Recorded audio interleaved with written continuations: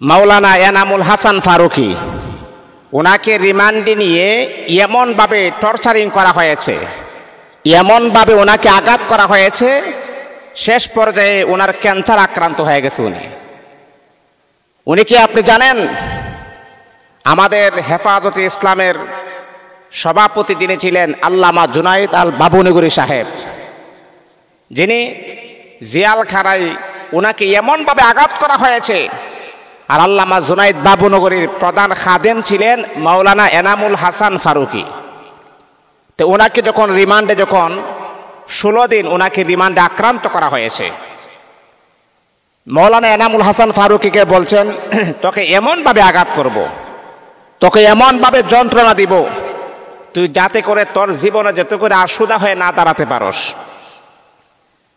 তোকে এমনভাবে আমরা কষ্ট প্রয়োগ করব যাতে করে ভবিষ্যতে যেন আশুদা হয়ে যেন না দাঁড়াতে পারস, আর এমন রোগ তোর শরীরের মধ্যে বাসা বাঁধবে, তুই অতি দ্রুতই তোর দুনিয়া থেকে তুই বিদায় হতে হবে।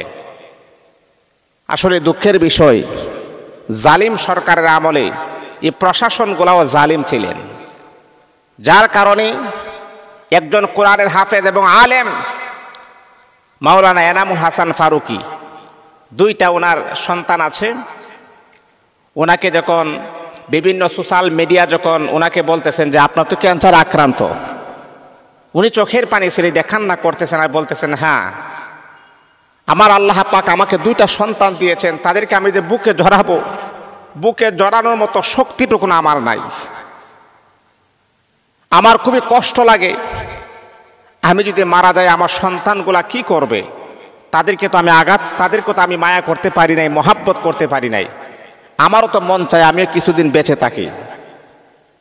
ওনাকে জিজ্ঞাসা করা হলো, তাহলে আপনি চিকিৎসা করতেছেন? হ্যাঁ, আমার এই পর্যন্ত আমার 16 লক্ষ টাকা চলে গেছে, আমি চাইনাতে যোগাযোগ করেছি, চাইনার তারা আমাকে বলেছেন আপনি পরিপূর্ণভাবে আপনার ট্রিটমেন্ট আপনি কনফার্ম হতে গেলে আপনাকে 80 লক্ষ টাকার মতো আপনার খরচ হবে, তারপরে এভরিথিং আরও কিছু খরচ আছে।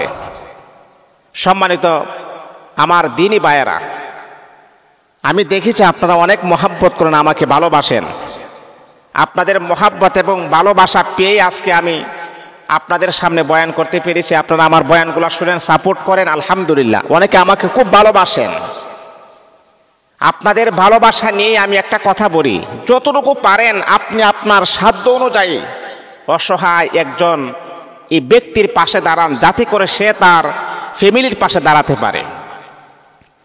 সবাই মিলে যদি আমরা একজনকে সহযোগিতা করি, যদিও এটা 1 কোটি টাকার বাজেট, তারপর এটা কিছুই হবে না যদি আমরা সবাই মিলে সহযোগিতা করি।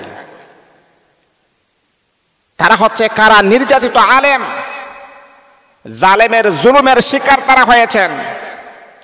আর ওই সমস্ত যারা জুলুমের শিকার হয়েছেন, মাজলুম যারা, ওই সমস্ত আলেমরা যদি, যারা আপনারা সহযোগিতা করবেন, তাদের জন্য যদি দোয়া করে, অবশ্যই অবশ্যই আল্লাহ পাক রব্বুল আলামিন তাদের দোয়াগুলো আমার আল্লাহ কবুল করে নেবেন।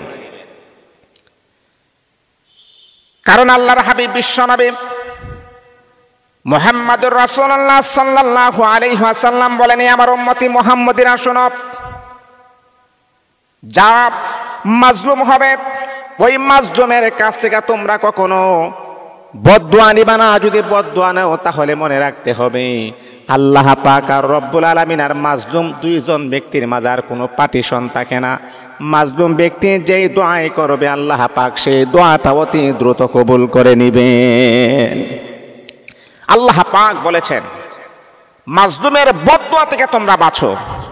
এই মাজলুম যদি তোমার জন্য বদদুয়া করে, ডাইরেক্ট মাঝখানে আর কোনো পার্টিশন থাকে না, ডাইরেক্ট কবুল হয়ে যায়।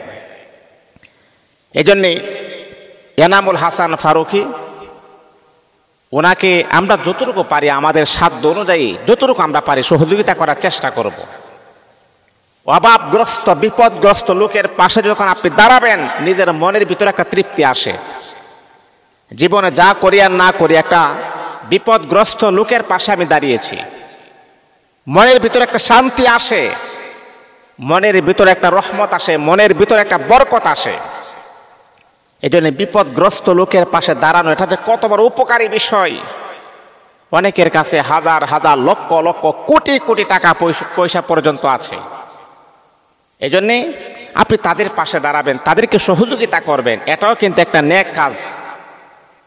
আল্লাহ পাক আমাদের সকলকে এইরকম নিরহী আলেম, যারা ফেরাউন এবং কি যারা জালেমের জুলুমের শিকার হয়েছেন, ওই সমস্ত আলেমদেরকে যে তাদের পাশে যেন আমরা দাঁড়াতে পারি, আল্লাহ পাক আমাদের সকলকে কবুল করুন।